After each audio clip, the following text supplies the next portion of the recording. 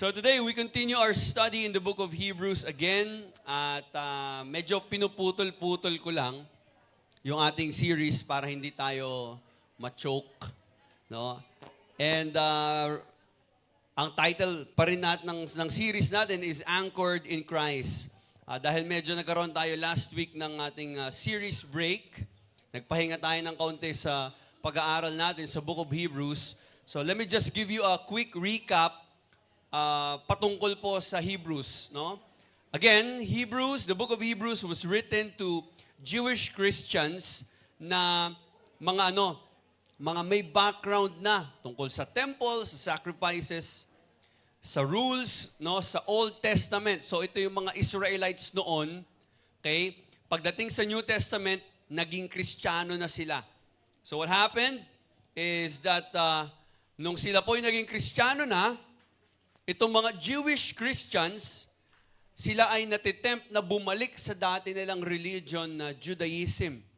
At parang gusto nilang mag-rely uli sa sacrifices, no, sa mga rituals. Samantalang nandyan na si Jesus na ating Savior, no, na ating tagapagligtas, ating high priest. So sila, dahil may matinding persecution, may matinding mga pagsubok na dinaranas ang mga Kristiyano during that time, parang gusto nilang bumalik sa dating relihiyon. And the author of Hebrews reminds those Jewish Christians na bakit pa kayo babalik sa luma kung may bago na? No? Kumbaga, kung may iPhone 17 Pro Max, bakit babalik ka pa dun sa lumang mga iPhone kung may pambili ka naman? No? Parang ganun eh. And it highlights that Jesus is better, Jesus is greater, a greater prophet, a greater priest, a greater king. At hindi po tayo, we know that sa mga pag-aaral natin, we've studied some chapters at ngayon ay nasa chapter 8 na po tayo.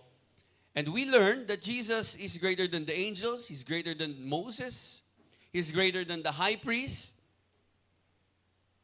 So hindi lang tayo basta tinuturo nito sa Diyos na sinasabi, kailangan sundin nyo ito. Ito ang Diyos, ito ang gusto niya. So, pinapaintindi din po sa atin ng Hebrews na po pwede tayong humingi ng tulong sa Diyos kung meron man tayong kahinaan. And He offers forgiveness, He offers transformation ng ating mga puso.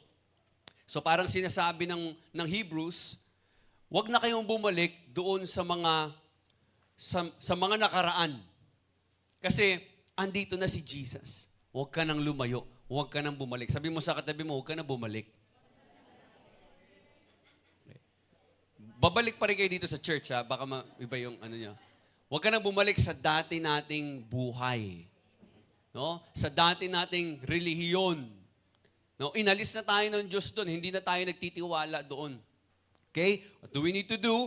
We need to anchor our life in Christ.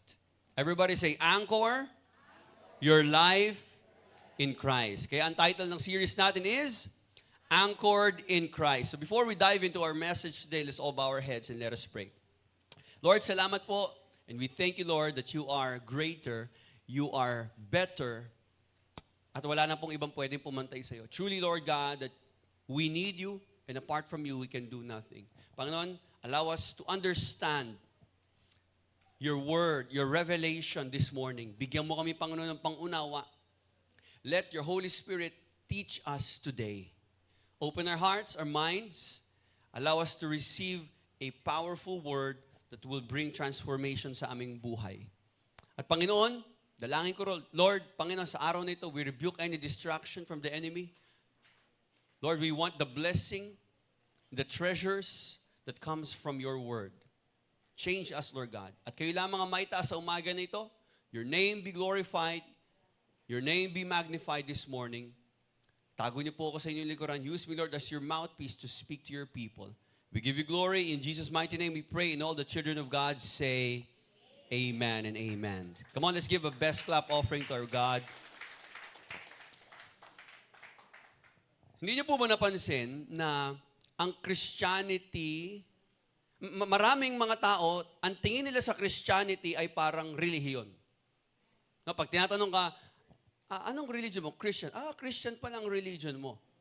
Kasi pagka binanggit natin yung salitang religion, ang pumapasok agad sa isip natin ay mga listahan ng mga bawal at mga dapat mong gawin, yung mga do's and don'ts. No, parang moral checklist. Kailangan gawin mo to. Parang pag sumali ka sa relihiyon, pumasok ka sa relihiyon, parang dapat meron kang gagawin. Susunod ka sa rules. No, yun yung nakaprogram sa mind ng maraming tao. At maraming tao, ang tingin nila sa Christianity, parang patungkol sa mga rules. Huwag ka mag-Christian kasi maraming rules dyan sa church. But you know, brothers and sisters, the Christian gospel is bigger than just commands. Hindi lang po siya basta tungkol sa mga utos. The gospel is about relationships. The gospel is about our connection to God. Our relationship to God and to people. Hindi lang basta ritual, kundi pangako, pag-asa. At ang tawag po ng scripture sa mga bagay na ito ay covenant. Everybody say covenant. Pag sinabing covenant, it is a sacred, binding, personal agreement between God and His people. So, ang Diyos ay nakikipag-agreement, nagkakaroon ng tipanan, no, ng kasunduan sa kanyang mga nilikha. According to Charles Spurgeon, bakit mahalaga ang pagkakaroon ng pagkakaunawa sa covenant? Bakit kailangan maintindihan ko ang pakikipag-ugnayan ng Diyos sa akin o yung kasunduan ng Diyos sa akin? Kasi di ba, familiar ba kayo sa mga kasunduan? Diba? Yung mga sa lupa, may mga kasunduan yan. May mga agreement yan. No? Sa mga kaso, may mga agreement dyan. Okay? Ang Diyos din po ay merong agreement. Again, ang tawag natin doon ay covenant. So, according to Charles Spurgeon, sabi niya po, the doctrine of the divine covenant lies at the root of all true theology. Lalim naman, Pastor. Ano ibig sabihin niyan? In other words, pag hindi mo daw nauunawaan ang covenant ng Diyos, hindi mo mauunawaan ang grace ng Diyos sa buhay mo. Hindi mo ma-appreciate kung ano yung ginawa ni Jesus para sa'yo. Hindi mo makikita yung lalim at yung lawak at yung tindi ng pag-ibig ng Diyos na inalay niya para sa iyo sa pamamagitan ng Panginoong Hesus. So kapag naunawaan po natin ang covenant, hindi na po nagiging duty ang ating pagiging Kristiyano. Hindi na siya parang nagiging, kailangan ko magsimba kasi kailangan ko magpakabait. Hindi na siya parang obligasyon. Kapag naunawaan natin itong covenant, nagiging pagsamba na siya. Kusa mo na siya ibinibigay. Hindi na siya mabigat na, kailangan ko na naman magsimba kasi baka magalit ang Diyos sa akin. Parang, alam mo yun, kabigatan. Kailangan ko magbasa ng Bible. Ang hirap-hirap mag-pray. Kailangan magpakabait ako. Sablay na naman ako. Kailangan ayusin ko ang buhay ko. So, hindi siya basta command. Ito ay nagiging isang commitment. Okay? The heart of Christianity is about a God who doesn't just give commandments, but commitment. Itinatali niya ang kanyang sarili sa kanyang mga nilikha, sa kanyang mga tao. At ang sabi niya, siya ay mayroong pangako. Na itong pangako ko sa inyo, hindi ko to sisirain. Sino po naniniwala na si Lord? Na si Lord ay hindi breaker ng mga promises niya. Sino naniniwala na lahat ng pinangako ni Lord ay tutuparin niya sa buhay natin? Amen? So when you understand the covenant, you understand the heart of God. And Hebrews chapter 8 tells us something very profound.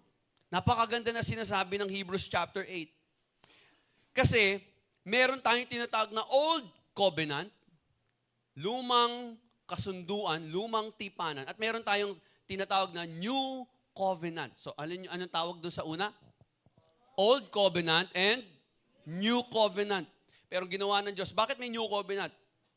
Nirenew niya. No? Pero hindi niya lang basta nirenew, pinalitan niya eh. So dati, ang Old Covenant, mamaya maunawaan, papaliwanag ko po, pinalitan niya ito. Okay? Ng bagong covenant na mas maganda, mas effective, mas greater, mas better. So yun po ang tanong sa umaga na ito. What makes the new covenant so much better than the old one? Bakit paano man nasabi, Pastor, na upgrade ito? Okay? That's the theme of our message. Why is the new covenant greater than the old one? And I've entitled our message this morning, The Greater Covenant. So bakit nga ba siya mas greater? Let's read the portion of our text. By the way, we'll look at Hebrews chapter 8 today. So if you have your Bibles, go with me to Hebrews chapter 8. Tatalakayin natin ito. We have 13 verses to study. But let's look at verse 5 up to 6. Basahin natin muna ito. Hebrews chapter 8, verse 5 to 6. They serve at the sanctuary that is a copy and shadow of what is in heaven. That is why Moses was warned when he was about to build the tabernacle. Sabi ng Diyos, binigyan ng paalala si Moses na kung gagawa ka man ng tabernacle o ng tolda ng tipanan o yung bahay panambahan nila noon, kailangan eksaktong-eksakto. Kung ano instruction ko, eksaktong-eksakto. Kasi carbon copy yun na kung ano ang nasa langit. Sabi dito, see to it that you make everything according to the pattern shown you on the mountain. Verse 6, but in fact, the ministry Jesus has received is as superior to theirs as the covenant. Everybody say superior. Ibig sabihin, mas higit, mas angat, mas maganda. Okay?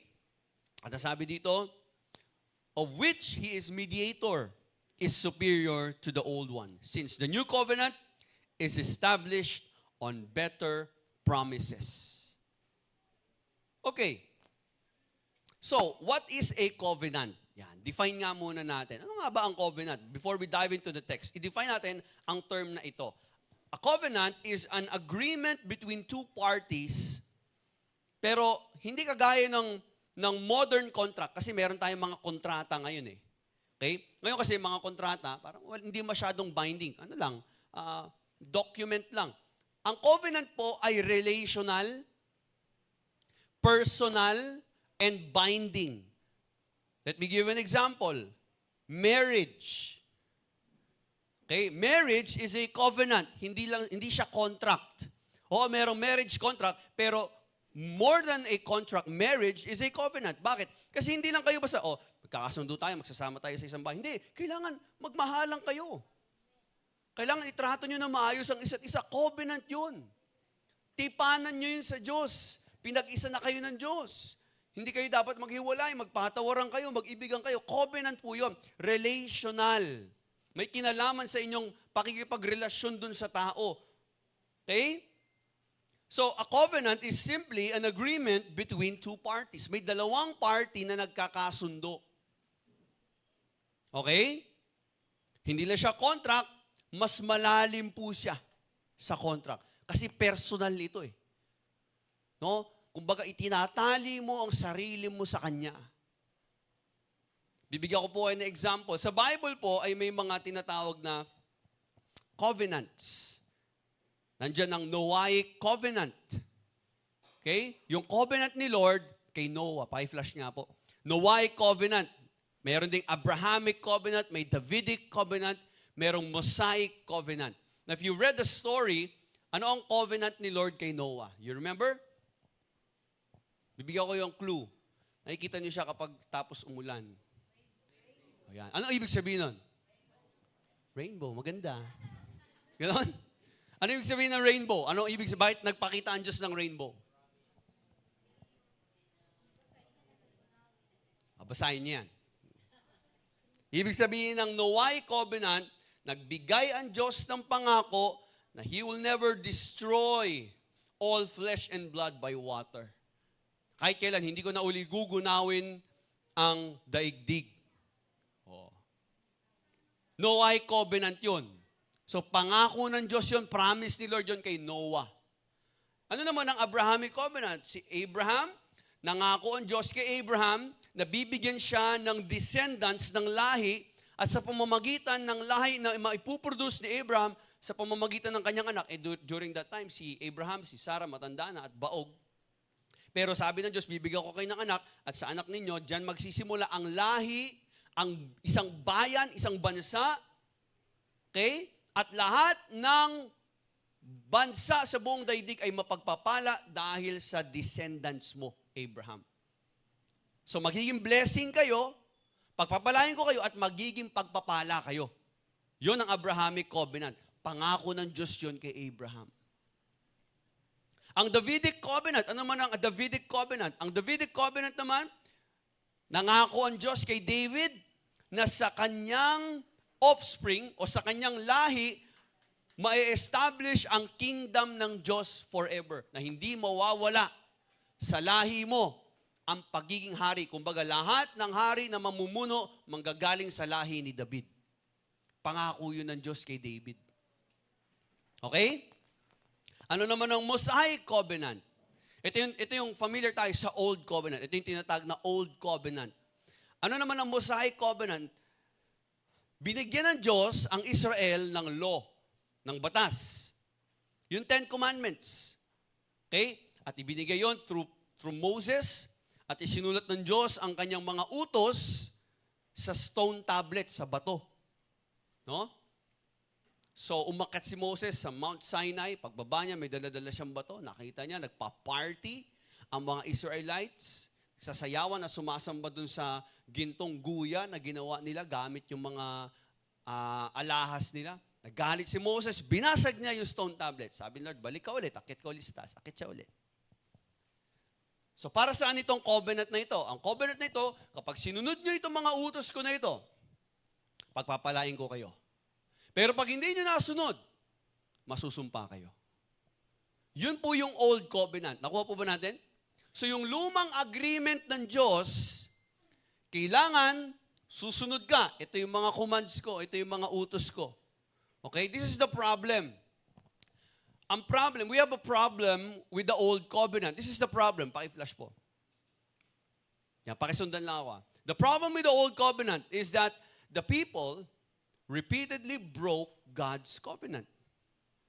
Okay naman yung agreement ni Lord. Okay naman yung pangako ni Lord. Pag sumunod ka, ibe-bless kita. Pag di ka sumunod, masusumpa ang buhay mo. Nakuha po ba natin? Mahirap ba intindihin? Napakasimple lang.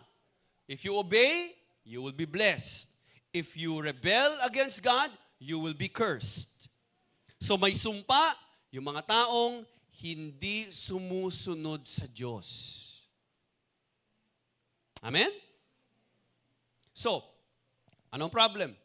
Yung mga tao, paulit-ulit silang sumusuway sa Diyos.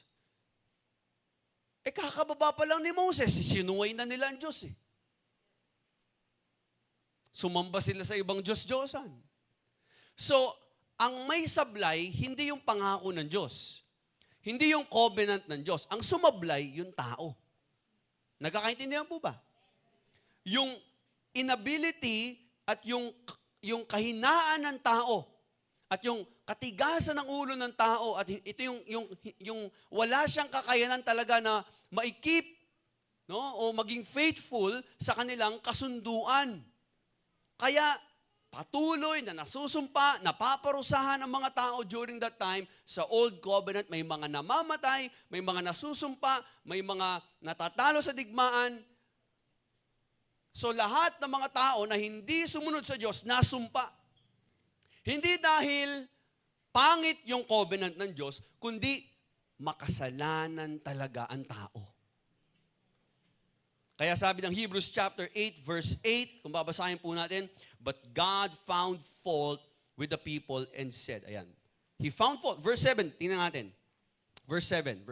Balik po tayo. For if there had been nothing wrong with that first covenant, no place would have been sought for another. Sabi niya, wala sanang new covenant kung okay naman yung old covenant eh. Pero bakit pinalitan ng Diyos?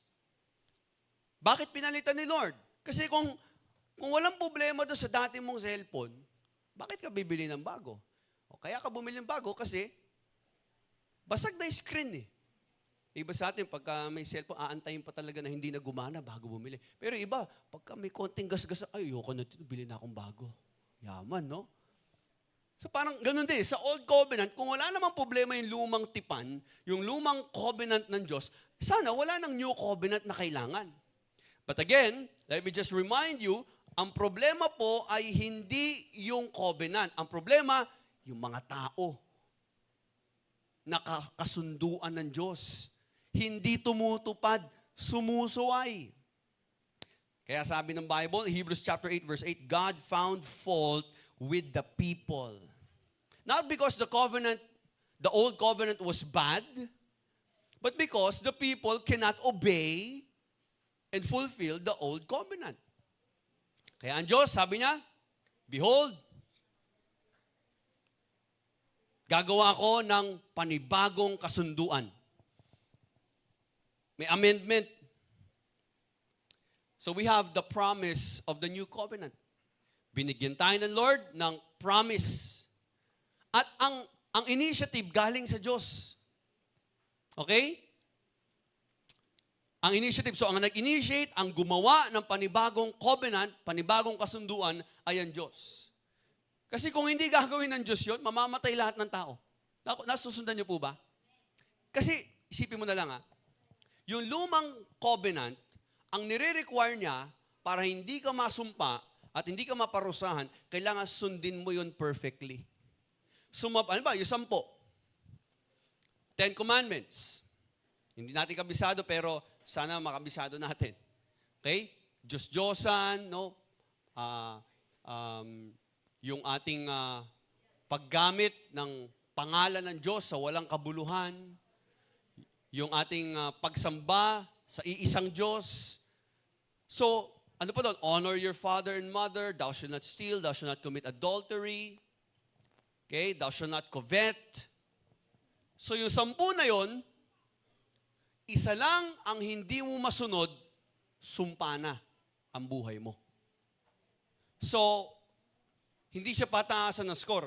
Kung i-score ka man, kailangan perfectin mo. Sa 10, pag 9 out of 10 ka lang, paparusahan ka na ng Diyos. Guilty ka na. Naiintindihan po ba natin? And how many among us here ang magsasabi na kailanman hindi niya na po pwedeng ma-perfect ang 10 Commandments? Sige, simple lang. Ayaw niyo mamin, ha? Sino dito, sa buong buhay niya, hindi pa siya nakapagsinungaling? Taas kamay lahat na nakapagsinungaling na. Just once. Wala na, guilty na tayo lahat. Sablay na. Masusumpa na tayo. Parurusahan na tayo ng Diyos. Hindi mo na mararanasan yung blessing doon sa covenant ng Diyos. Kasi hindi mo nasunod yung kasunduan niyo ni Lord. Tama po ba? Nasundan po ba natin? Kaya kailangan ng bagong covenant. Kasi kung hindi gagawa ang Diyos ng panibagong covenant, wala na tayong pag-asa. Maiimpyerno lahat ng tao. Parurusahan ng Diyos ang lahat ng tao. Kasi makasalanan po tayo.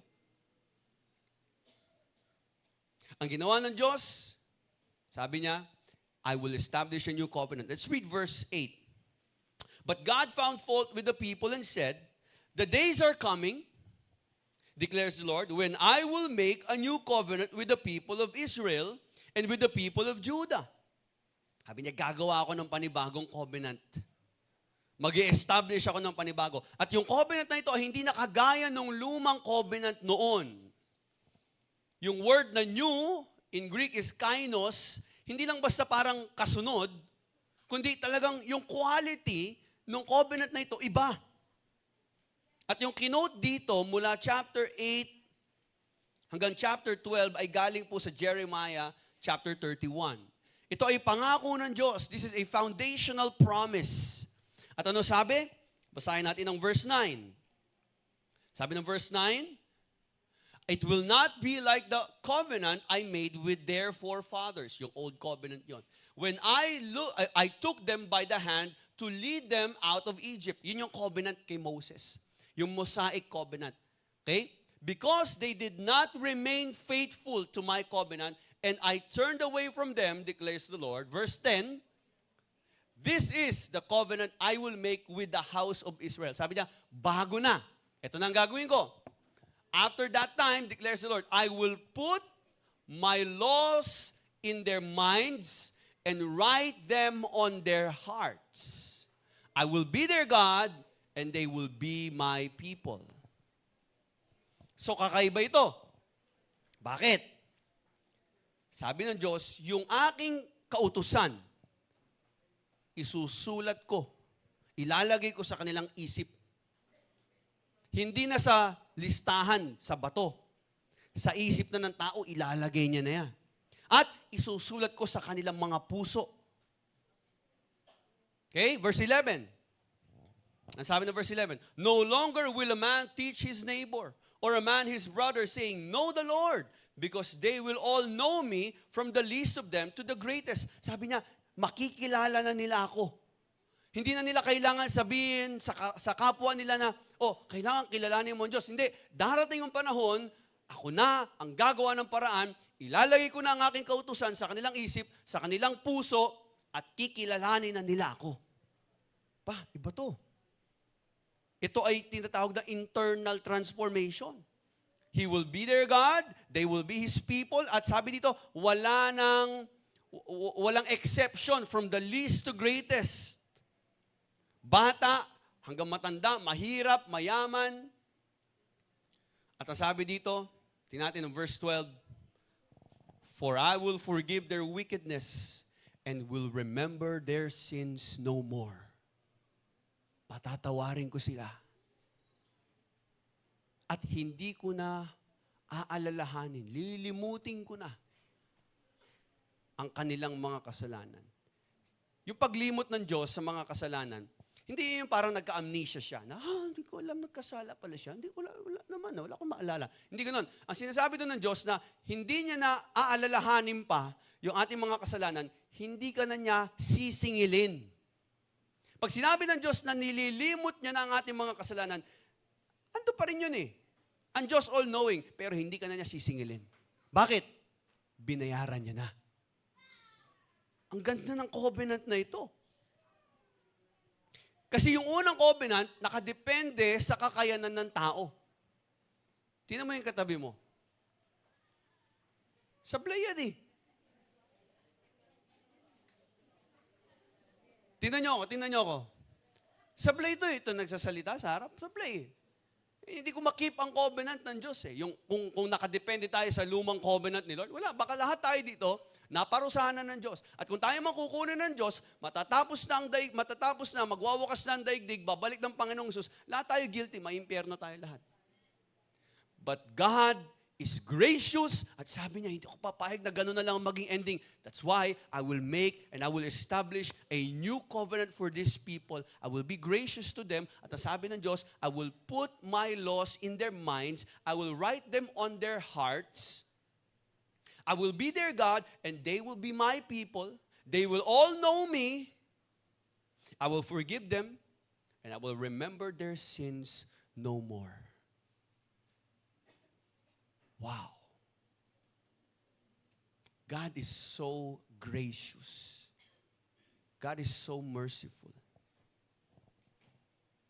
Yung pangalawang covenant, yung new covenant na nilikha ng Diyos, actually, hindi naman na, ang Diyos ang nag-initiate eh. Para lang hindi tayo mapahamak kasi hindi tayo aabot. No one is righteous. For all have sinned and fall short of the glory of God. But God is so good. May panibagong covenant. So tingnan natin, ano nga ba itong covenant na ito? Sabi dito, ito yung mga nabanggitan, I will put their laws in their minds, write them on their hearts, I will be their God, they will be my people. No longer will they teach their neighbor or say to another, know the Lord, because they will all know me, from the least of them to the greatest. For I will forgive their wickedness and will remember their sins no more. So according to Pastor Jason Lim, pastor of Gospel Light Community Church, a Christian Baptist church, merong characteristics itong new covenant. para mas maunawaan natin. Ano ba ang meron dito sa New Covenant? Bakit mas maganda siya kaysa sa Old Covenant? Number one, okay, the New Covenant is, number one, let's read. 1, 2, 3, go. Unconditional. Everybody say unconditional. Yung New Covenant ay unconditional. Bakit? Yung Old Covenant, conditional. May kondisyon.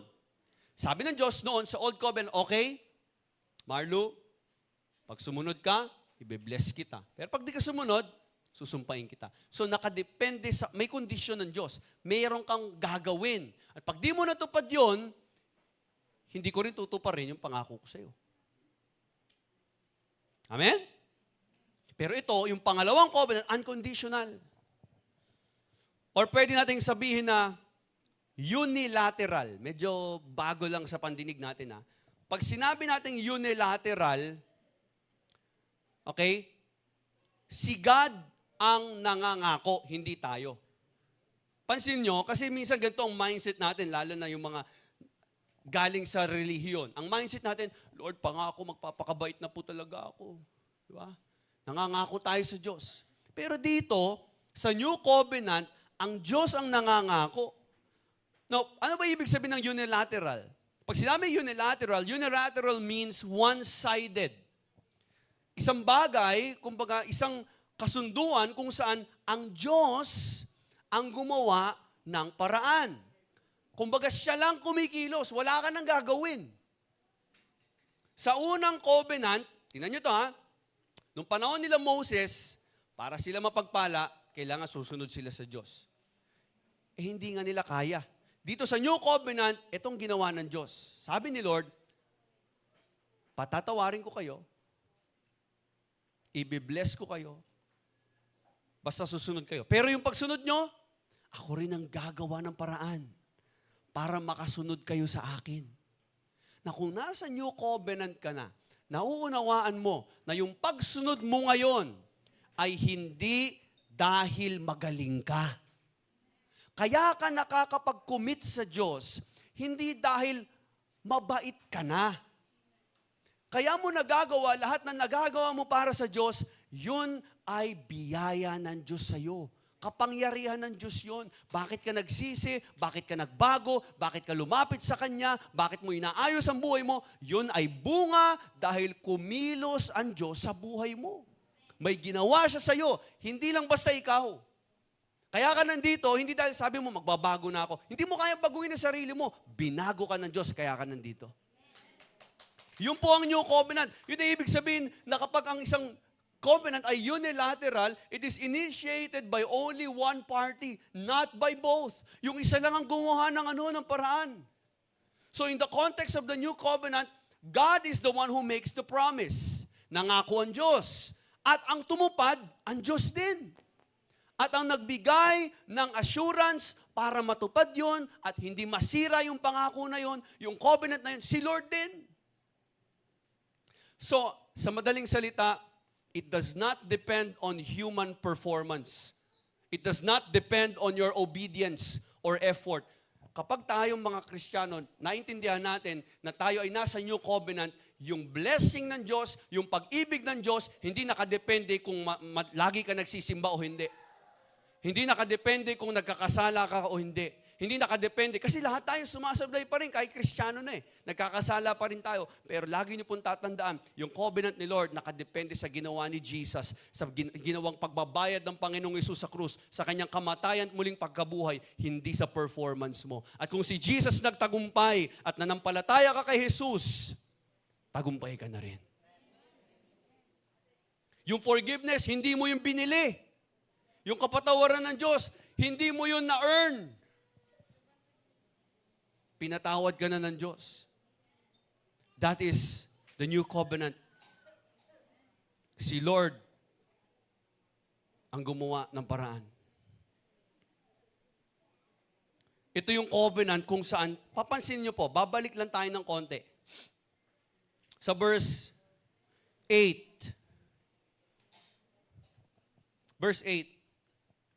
But God found fault with the people and said, the times are coming, declares the Lord, when I will make a new covenant with the house of Israel and the house of Judah. In verse 9, makikita niyo po dyan, I will, I will, I will. It will not be like the covenant I made with their forefathers when I took them by the hand to lead them out of Egypt, because they did not remain faithful to my covenant, and I turned away from them, declares the Lord. Verse 10, ano sabi ni Lord? This is the covenant I will make, si Lord. Not you. Sabi ni Lord, I will. I will put my laws. I will give them a new heart. I will be their God. Ibig sabihin, sa covenant na ito, listen carefully, si Lord ang gumagalaw. Si Lord ang kumikilos. That's why Ephesians chapter 2, verse 8 to 9, we are saved by grace through faith, not by works, so that no man can boast. So wala kang pwedeng may pagyabang sa Diyos dahil kung ikaw, again, ulitin ko po, paulit-ulit na lang, kung ikaw ay nagbago, hindi dahil nag-decide ka magbago, binago ka. It is a covenant where God says, I will, I will, I will. We don't negotiate on terms. So, Pastor, anong kailangan kong gawin sa covenant na ito? You need to just simply receive it by faith. Manampalataya ka lang. Panampalatayanan mo ang Diyos. Unlike human agreement, ang human agreement ganito. Kapag ginawa mo to, gagawin ko yan. Ha? May mga kasunduan. O sige, ibalik mo muna yung pera ko, babalik ko yung binili ko sa'yo. Refund. May agreement. Di ba? O iatras ko yung kaso, basta regloy mo, magbayad ka ng gantong amount. Pag di mo binayaran to, hindi ko iatras yung kaso. Tuloy ang kaso. Di ba? Kakasuhan pa rin kita, ipapakulong kita. Pero pagka lumuhod ka at hinalikan mo ang aking paa at nagbayad ka ng 50,000, iatras ko na ang kaso. Quits na tayo. Mayroong tinatawag na condition. Pero dito, sa covenant ni Lord, siya ang nag-initiate, siya ang nag-commit, siya ang tumupad. Pure grace. Hindi tungkol sa performance mo, sa galing mo mag-maintain ng holiness mo, sa galing mo na maging disiplinado sa buhay Kristiyano mo. It is grace. Number 2, the new covenant is internal, not external. Hindi na po nilalagay ni Lord ang kanyang mga utos at ang kanyang kalooban sa bato. Hindi niya na po sinusulat doon, kundi sa ating puso, sa ating isip. Doon niya na po sinulat. At ang pangako niya po, Ezekiel chapter 36, verse 26 to 27. Pa-flash nga po. Bakit nilagay niya sa puso natin? Paano yun? Ano mangyayari? Ezekiel chapter 36, verse 26.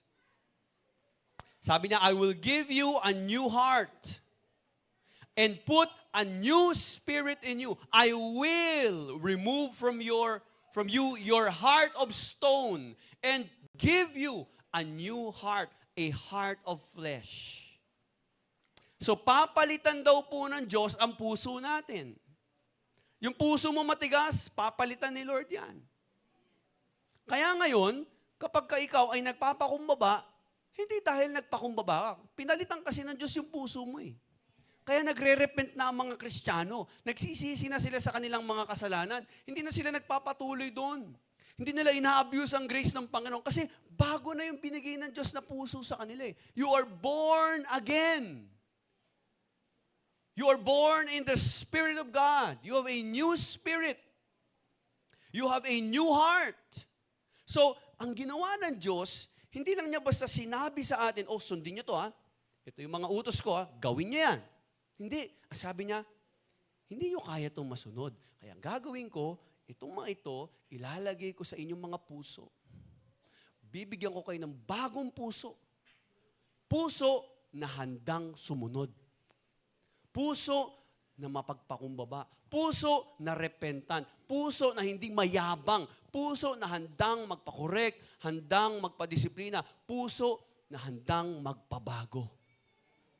papalitan ko ang puso ninyo.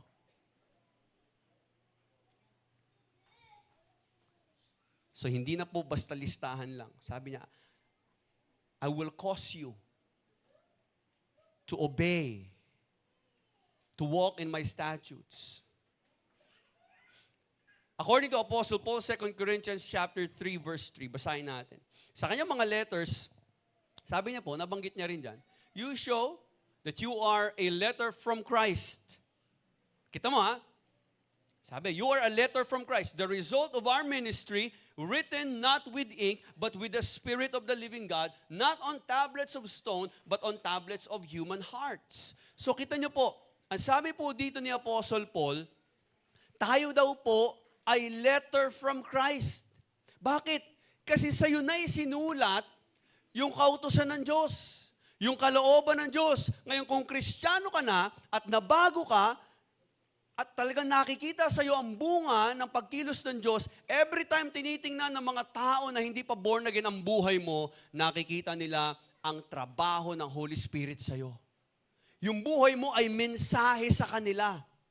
Kaya nga po ang hirap kapag ang isang tao kiniklaim niya na siya ay Christian, pero hindi naman makita si Christ. Kasi dapat, kung ikaw Kristiyano, kahit saan ka pumunta, kahit saan lupalop ka ng daiglig mapunta, hindi man tayo lagi magkakasama dito sa church, pero dapat yung buhay ni Kristo nakikita sa iyo. Hindi mo kailangan ipaskill dyan na Kristiyano ka. Titingnan lang nila kung paano ka magpatawad. Titingnan lang nila paano ka magmahal sa kapwa, paano ka magsalita. Malalaman nila na ikaw ay disciple talaga ni Kristo. Because we are a letter from Christ. Wherever we go, ano man ang ginagawa natin, nagtatrabaho ka man, nagnenegosyo ka man, nasa school ka man, nasa tahanan ka ninyo, nasa bahay ka ninyo, yung mga taong hindi pa Christian, pag tinignan ng buhay mo, nakikita ang gospel. Dapat nakikita yun. Nakikita dapat si Jesus. Because the new covenant is not external. Hindi siya basta external obedience lang. Panlabas lang ba? Kasi kahit anong gawin natin na behavior alteration, kahit i-alter mo yung behavior mo, kahit sabi mo, simula ngayon, hindi ko na talaga gagawin to. Hindi na ako inom, hindi na ako magbibisyo, hindi na ako maninira sa kapwa, hindi na ako magiging unforgiving, o hindi na rin ako matigas ang ulo, hindi na ako rebellious, hindi ko na gagawin to. External yun eh. Ang New Covenant, hindi external. Hindi mo lang binabago yung ginagawa mo. Ang New Covenant, binabago ng Diyos ang puso ng tao. Binabago ka ni Lord from the inside out. Hindi religion. Ang religion, sasabihin sa'yo, wag yan. Ito dapat. Pero ang gospel, sasabihin ni Lord, papalitan ko ang puso mo. Babaguhin kita.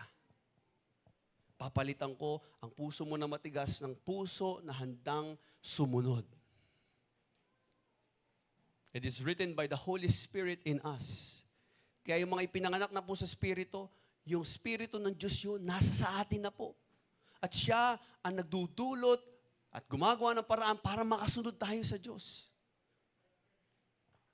Also, the new covenant is effectual. Effectual. Pag sinabi effectual, effective. Talagang gumagana. Bakit? Kasi yung binago, hindi lang yung ugali, yung puso. Maraming tao, kaya hindi nagbabago kahit anong pilit nila magbago kasi hindi naman nabago ang puso eh. It is internal. The change is internal. It is powerful. It is effective. At ang pangako ng Diyos, hindi lang yung basta pangako at salita lang. Yung pangako po ng Diyos, tutuparin niya yun sa'yo. Kung sinabi ng Diyos na bibigyan ka niya ng bagong puso, ng bagong spirito, at makikilala mo siya, gagawin niya yun. Sabi niya po, all shall know me under this covenant. People will truly know God. Hindi lang sila basta susunod kasi takot sila sa Diyos na, ala, baka maimpyerno tayo, ala, baka masumpa tayo, magbibigay na ako kasi sabi, maghihirap daw pag di nagbigay. Hindi ka lang nagbibigay kasi takot ka maghirap. Naiintindihan mo, kaya ka nagbibigay kasi naunawa mo napakabuti ng Diyos. Kaya binabalik mo sa Kanya, pagpapasalamat yon. Alam, magtaas daw ng kamay kasi pag di nagtaas ng kamay, hindi mapupunta langit. Ala, kailangan daw nasa church lagi. Ala, kailangan umatin ng prayer. Ala, dapat magbasa ng Bible. Kasi pag di nagbasa ng Bible, baka magkasakit. Baka matalisod, baka mabangga yung sinasakyan naming jeep o ano man mangyari sa amin. Baka sumpayin kami ng Diyos, magkagulo-gulong pamilya namin. Ala, kaya yata nagkakagulo-gulo pamilya namin kasi hindi ko ginagawa to, hindi ko ginagawa yan. So hindi ka sumusunod kasi takot ka lang. Sumusunod ka kasi nakilala mo ang Diyos. Hindi ka takot lang. Parusahan. You're not obeying God because you fear punishment. You obey God because you are transformed. Kaya ka sumusunod sa Diyos kasi binago ka niya. All shall know me. At ano pa? Sabi, God's forgiveness. I will remember their sins no more. Yung pagpapatawad po ng Diyos, totoo po yun. Mga kapatid, kailangan maniwala kang pinatawad ka na ng Diyos. At kung may nagsasabi mang hindi ka pa napatawad ng Diyos kasi hindi ka pa nagbago, kausapin na lang nila si Lord, mauna na sila. Kasi kapag sinabi ni Lord, forgiven ka na, forgiven ka na. Dahil yung new covenant, effectual yun. Gumagana yun. Dahil ang Diyos ang nagbibigay ng forgiveness. Kung hindi pa sila convinced na forgiven ka na, bahala na sila sa buhay nila. Because God is omniscient. Kaya sabi niya, I will remember their sins no more. Hindi na aalalahanin ni Lord. Lilimutin niya na yun. Bakit? Kasi alam niya, kahit gumawa ka ng kasalanan, dahil nabago na ang puso mo, hihingi ka lang uli ng tawad sa Diyos. Lalapit ka pa rin. Magpapakumbaba ka. Kasi bagong puso na eh. Hindi ka na paghihinalaan ni Lord. Patatawarin ko ba yan? Parang hindi naman totoo yung pagsisisi. Umiyak lang. Talaga ba? Nagbago na ba yan? Hindi ganun si Lord. Si Lord, pag nagpatawad, hindi ka lang niya basta pinatawad, dililinis ka niya, binibigyan ka niya ng bagong buhay. Para anytime na mahulog ka uli sa tukso, dahil bago na ang puso mo, alam niya, lalapit ka uli sa Kanya at magpapalinis ka uli. We are still in the process of sanctification. Patuloy pa rin po tayong ginagawang banal ng Diyos. Amen? What a wonderful covenant itong ginawa po ng Diyos. He's not holding our sin against us. As if talagang clear ang record mo. Ganon si Lord. At kapatid, dapat ganon din tayo sa kapwa natin. Kung tayo magpapatawad, dapat bigyan mo ng chance yung tao magbago. Kagaya ni Lord. Si Lord nga, hindi na inaalala yung kasalanan mo. Ikaw naman, lahat ng kasalanan, recorded mo. Alam niyo, sabi ng Bible, love keeps no record of wrongs. Kung nagmamahal ka sa kapwa mo, hindi mo na binibilang yung nagawa niyang kasalanan. Binibigyan mo siya ng pagkakataong magbago. Yun ang gospel. Yun ang pag-ibig. At kung nagbibilang ka pa rin ng kasalanan ng tao, hindi ka totoong umiibig. Baka nakalimutan mo kung paano ka inibig at pinatawad ng Diyos. Ang Diyos, pag nagpatawad, sabi niya, I will remember their sins no more. Hindi niya na po kinakount against you. Hindi niya na po hino-hold ang sin mo against you. So, the new covenant is number one. What's number one? It is unconditional. Number two, the new covenant is internal, not external. Number three, the new covenant is effectual. And number four, itong pinakamaganda, it is eternal. Meaning, unlike the old covenant, temporary lang yon. This new covenant is everlasting. Jeremiah 32 verse 40, sabi ni Lord, God will make an everlasting covenant. I will make an everlasting covenant. Jeremiah 32:40. Yung covenant niya na bago ay everlasting. I will never stop doing good to them and I will inspire them to fear me so that they will never turn away from me. Ako ang gagawa ng paraan para maging faithful sila. Ako ang gagawa ng paraan para lagi silang babalik sa akin sa tuwing nagkakamali sila. Ako ang gagawa ng paraan para hindi sila magpatuloy sa kasalanan. Ako ang gagawa ng paraan para layuan nila ang lahat ng tukso. Ako ang gagawa ng paraan para makasunod sila sa aking kalooban. Ako ang gagawa ng paraan. Mananampalataya ka na lang. Sabi ni Lord, yun ang napakagandang covenant ni Lord. Everlasting covenant.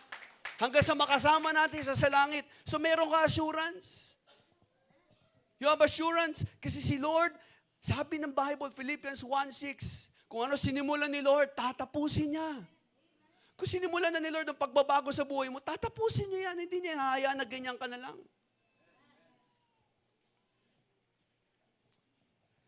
Because this covenant rests on better promises.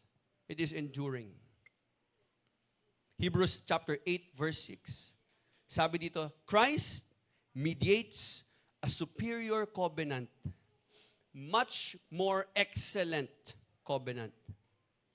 As the covenant He mediates is better. So kaya mas higit si Kristo sa lahat kasi yung covenant kung saan siya ay mediator ay mas higit din sa lumang covenant. Noon, ang kanilang tagapamagitan ay mga high priest. Pero dito sa New Covenant, ang tagapamagitan mo si Kristo. Kaya mas better ang covenant na to. Kasi mas better at mas greater ang tagapamagitan mo, ang representative mo. Si Jesus. Kumbaga, ang humaharap sa'yo sa mga kaso mo, kasama mo humaharap si Jesus. At every time, may sisingil sa'yo sa kasalanan mo. Sasabihin ni Jesus, binayaran ko na yan. Every time, sinasabi ng dyablo sa'yo, makasalanan ka. Malaswa pa rin yung isip mo. Pangit ang ugali mo. Makasalanan ka pa rin. Hindi ka totoong nagbago. Every time nire-remind ka ni Satanas ng mga kasinungalingan na yan dahil may mediator ka. Lagi sasabihin at ipapaalala sa'yo ng Diyos sa pamamagitan ni Kristo, binayaran ko na yan lahat. Namatay na ako sa krus ng Kalbaryo at muling nabuhay. Lahat ng kasalanan niya, binayaran ko na. Bayad ka na ng dugo ni Kristo. It is finished. You are forgiven. You are restored. You are reconciled to God through this new covenant. So the old covenant is obsolete. Sabi ng verse 13. Dahil tawag natin dito, new covenant, yung luma, obsolete na. Tapos na. Outdated na yon. It will soon disappear. Huwag na kayong babalik doon. Kung noon, ang old covenant, nakadepende sa performance mo, kung ikaw Kristiyano na at new covenant na, ang buhay mo, nasa bagong tipanan ka na, bagong kasunduan na ng Diyos, huwag ka na mabuhay bilang Kristiyano as if ang pag-ibig at pagpapatawad ng Diyos ay nakadepende sa performance mo. Kaya napakaraming mga Christians, overthinker. Kasi akala nila, tuwing nagkakamali sila, nababawasan yung pag-ibig ng Diyos. Mali! Kaya kami minahal at inibig ng Diyos, pinatawad ng Diyos dahil sa ginawa ni Kristo, hindi dahil sa ginawa mo. Kasi kung ginawa mo lang, yung mga ginawa mo sa buhay mo, ang basihan, hindi ka papasa. Kaya ka pumasa, kaya ka secured at may kaligtasan dahil binayaran ni Jesus lahat. This is the new covenant. So again, brothers and sisters, why is this new covenant greater than the old one? To sum it up, let's read this. Bakit nga ba greater ang new covenant? Let's read. 1, 2, 3, go. The old covenant demanded righteousness from people. The new covenant gives righteousness to people. Napakalaki ng pagkakaiba. Yung lumang covenant, kailangan maging righteous ka. Kailangan maging perfect ka. Kailangan patunayan mo sa akin mabait ka. Patunayan mo hindi ka na sinungaling. Patunayan mo na talaga obedient ka. Pag di mo na patunayan niya, susumpahin kita. Yun ang old covenant. Yun ang legalistic point of view ng mga Hudyo noon. Mga Pariseo, ganyan ang utak. Oh, may sakit ka. Kaya ka may sakit, pinaparusahan ka ng Diyos kasi sinungaling ka. Mga Pariseo yun. Pero ito ang new covenant sa pamamagitan ni Jesus. Sabi ni Jesus, ang spirito ko, ilalagay ko sa iyo. Ang aking puso, ilalagay ko sa iyo. Bibigyan kita ng bagong puso. Hindi ko lang ide-demand ang righteousness. Ibibigay ko sa iyo. So yung matuwid na pamumuhay, hindi mo yun nakamit. Kaya ka righteous dahil binigyan ka ni Jesus ng righteousness niya. At kung bakit ka matuwid ngayon, kaya ka righteous dahil binigay lang yan. Grace. Grace. Pure grace. So kung noon, nagdedemand ang Diyos ng righteousness from people. Hindi mabigay ng tao eh. Kaya sabi ni Lord, I will make a new covenant with my people. Instead of demanding righteousness, I will give righteousness to them.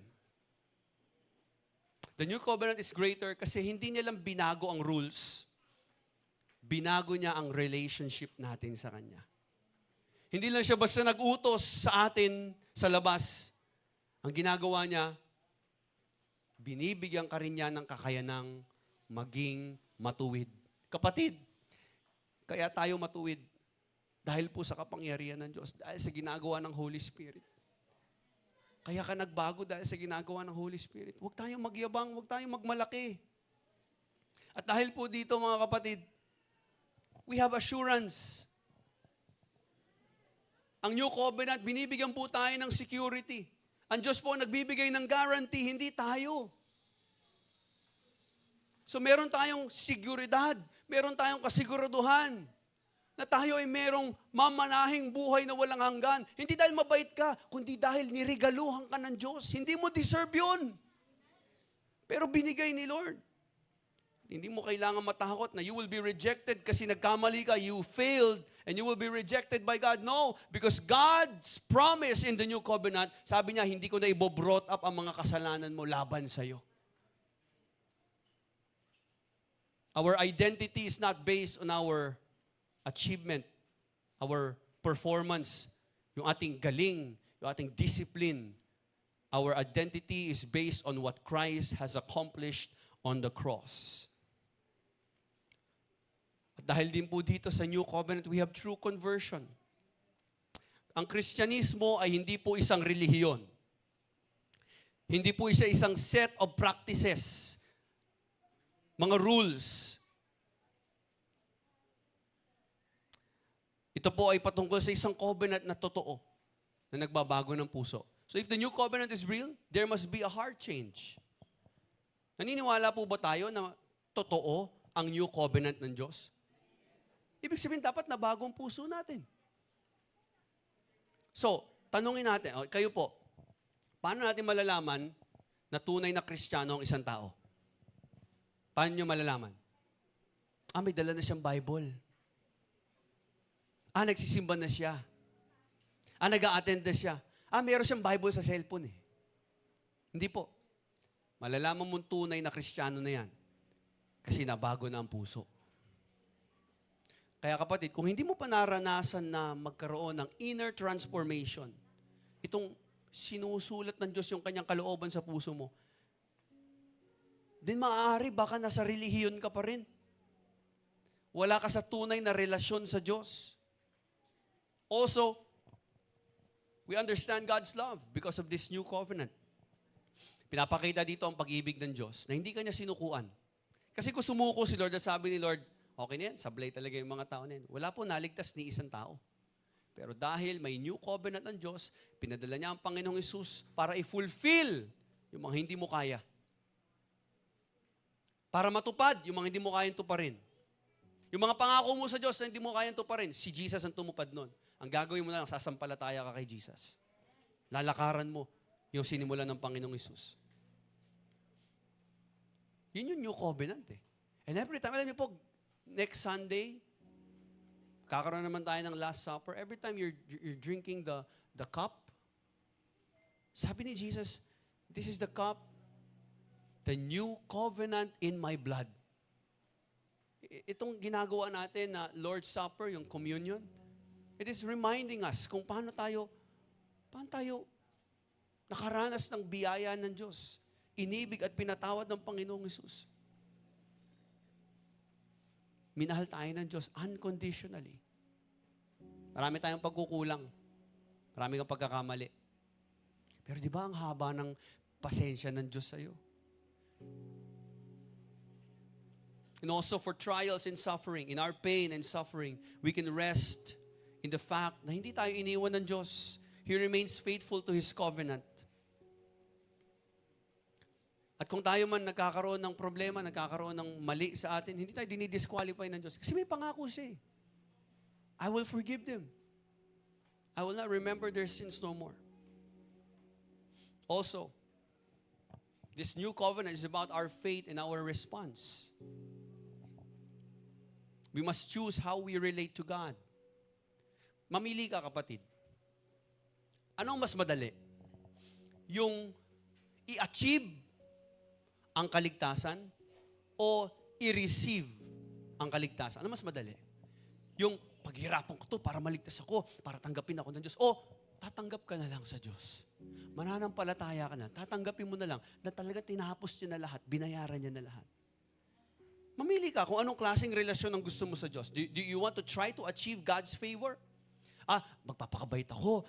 Susunod ako kasi para paboran ako ng Diyos, pagpalain ako ng Diyos. That's the old covenant. Or gusto mo yung klase ng relasyon na si Lord na ang gagawa ng paraan, maniniwala ka na lang, isusurrender mo na lang lahat sa Kanya, sasampalataya ka na lang, tatanggap ka na lang. Just receive. And say, I will believe, I will trust God, I will put my faith in God, I will put my hope in God. So itong new covenant, it calls us to humility. Nais ng bagong covenant na ito, na aminin mo, hindi mo kaya iligtas ang sarili mo. At kailangan mo lang ipagkatiwala ang buong buhay mo kay Kristo. So, if you have not yet submitted your life to Christ, what do you need to do? Repent and believe. You bow before Him. Kung nandito ka ngayon at hindi ka pa nagsusuko ng buhay mo kay Kristo, magsisi ka sa kasalanan mo at ipagkatiwala mo ang buhay mo sa Kanya. Manampalataya ka sa Kanyang salita, sa Kanyang ginawa sa krus. Ask for mercy. And ask God to change your heart. At kung tayo naman matagal ng Christian, matagal ka ng believer, live in gratitude. Ang dami pong pinangako ng Diyos, ang gaganda ng pangako ni Lord. Kaya po dapat yung buhay natin, nakikita yung pagpapasalamat eh. Kaya tayo nagtataas ng kamay, nagpupuri, naglilingkod sa Kanya, nananalangin, nagbabasa ng Kanyang salita, tumutulong sa kapwa. Pagpapasalamat natin yung sa Kanya. At sa tuwing ikaw, inaagrabyado, nasasaktan, at pinipili mo rin magpatawad, ginagawa mo rin yun bilang pagpapasalamat sa pagpapatawad ng Diyos sa'yo. Nagpapatawad ka hindi dahil deserve nila. Nagpatawad ka kasi pinatawad ka lang din. Let your forgiveness be based upon Christ's forgiveness. Hindi kung deserve ba ng tao o hindi. Hindi yung kung humingi ba siya ng tawad o hindi. And every time na nagpapatawad ka, every time you choose to love and forgive others, you're living in gratitude. That's worship. That's obedience. Hindi siya legalism, hindi siya takot lang, kundi talagang umaasa at dumidepende ka sa Diyos. So this new covenant is gracious, unconditional, eternal, effectual, and eternal. At inaalis nito, it points us away from self-reliance toward God's sovereign grace in Christ. Inilalayo nito, itong new covenant, it points us away to self-reliance. Kasi marami sa atin dito, Christian na, pero self-reliant pa rin. We need to trust God's sovereign grace. Binibigyan tayo ng assurance of forgiveness. So let us respond in faith. Not by trying harder. Not by saying, Lord, babawi ako. Lord, bawi na lang ako. Susubukan ko po, magpapakabait na po ako. Tatry ko po yung best ko, Lord. Gagawin ko po yung best ko na makalayo na dito sa kasalanan na ito, sa lust na ito, sa slandering, sa homosexuality, o mga sexual sins, sa pornography. Lord, I will try my best. No. That's not what God is trying to tell us. Don't try harder. Trust deeper. Depend more on God. Surrender. Huwag mo pilitin. Hindi. Surrender. Magsuko ka ng buhay mo. Ililid ka ng Diyos sa righteousness. Ililid ka ng Diyos sa tamang desisyon. Ililid ka ng Diyos magpatawad. Ililid ka ng Diyos sumunod. So, Hebrews 8 teaches us that God is not asking you to change yourself. He is promising to change you. Hindi sinasabi ni Lord na, magbago ka na. Hindi, sabi ni Lord, babaguhin kita. Sino po dito ang gustong baguhin ni Lord ngayong umaga na ito? At handang magpabago hanggang sa dumating siya. I want us to bow our heads and pray to God. We will pray. Father God, nakikita niyo po ang puso ng bawat isa. We are humble. We are guilty, Lord. We are sinful. We failed. But you are gracious, and you are merciful, and you're patient with us. Marami kaming pagkukulang, marami kaming pagkakamali. Paulit-ulit pa, Lord, minsan. At nahihiya na po kami. Pero salamat sa bagong kasunduan, sa bagong covenant na ito, na ibinigay niyo po sa pamamagitan ng aming Panginoong Hesus. Thank you, Lord, that we have a better promise, a greater covenant through Christ. Na sinabi mo sa iyong salita, hindi mo lang kami basta hihingan at sisingilin na maging matuwid, kundi tutulungan mo kaming maging matuwid. Bibigyan mo kami ng bagong puso. Isusulat mo ang iyong kautusan sa aming puso at isipan. Babaguhin mo kami from the inside out. Thank you, Lord, for this wonderful relationship. At ang dalangin ko po, Lord God, na hindi po kami bumalik pa sa lumang covenant kung saan nakadepende ang lahat sa aming performance, sa aming galing, sa aming disiplina. Pagkus ngayon manatili kami at ipagkatiwala namin ng buo kay Kristo ang lahat. Lord, wala po kaming maiaambag, wala po kaming naiambag sa aming kaligtasan. Ang naiambag lang namin sa aming kaligtasan ay yung mismong kasalanan namin. Pero Lord, lahat, kung ano man na meron kami bilang Kristiyano, yun ay dahil sa biyaya mo. Yun ay dahil sa iyong awa at habag. Nawa, patuloy kaming magpuri, maglingkod, magpasalamat, na laging tinatanaw yung iyong katapatan at yung kabutihan mo. Laging inaalala na kami ay narito na sa panibagong covenant na ibinigay nyo. Thank you, God.